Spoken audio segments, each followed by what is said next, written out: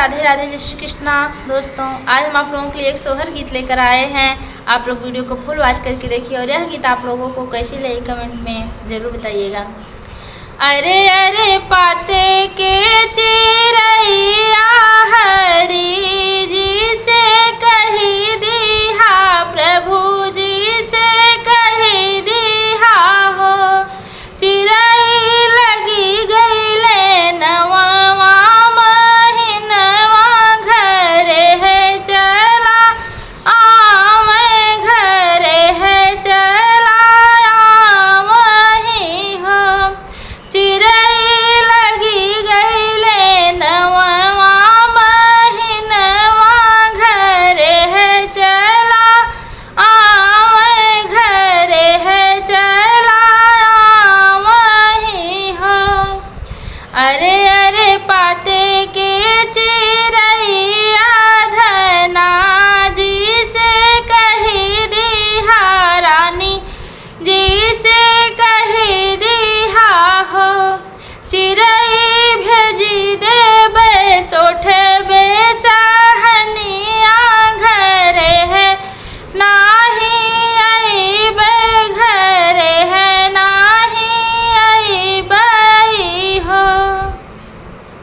अरे अरे पाते के चिरैया हरि जी से कही दिहा, प्रभु जी से कही दिहा हो।